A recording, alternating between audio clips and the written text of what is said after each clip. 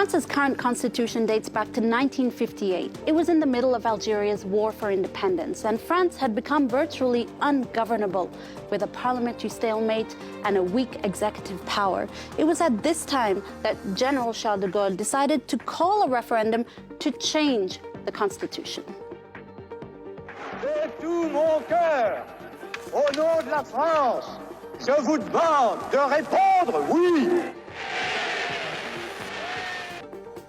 Well, the French people said yes, and the Fifth Republic was born, and Charles de Gaulle was its first president.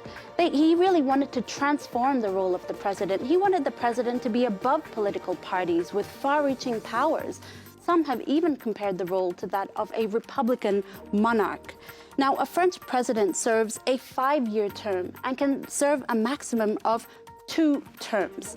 Of course, the president has some important nominations to make. The president appoints his or her own prime minister, ambassadors, and top military officials. When it comes to the parliament, well, the president of France is not allowed to be physically present in the National Assembly, which is France's lower house parliament.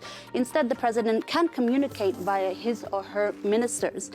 If the president wishes to, now what's important to know is that the parliament cannot vote the president out of office. However, the president is able to dissolve the lower house parliament and call new elections if necessary.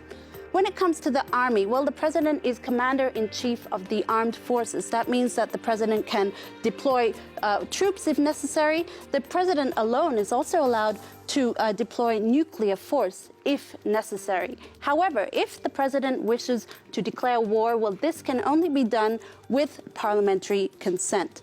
Now, it's important to know also that the president of France has some exceptional powers. In fact, it's written in the Constitution. Article 16 of the French Constitution allows a president to temporarily declare a state of emergency or expand police powers, essentially govern unilaterally in the event of a threat to France's territorial integrity, parliamentary institutions, or national security.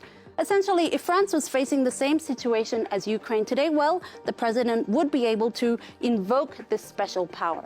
However, it's only happened once in history, in 1961, when a French minister was taken hostage in Algeria, which at the time was part of France. Now, perhaps because of these presidential powers rather, and these parliamentary privileges, some say that the president of France is one of the most powerful positions in the world, more powerful than the Chancellor of Germany, more powerful than the Prime Minister of Britain, and even perhaps more powerful than the President of the United States.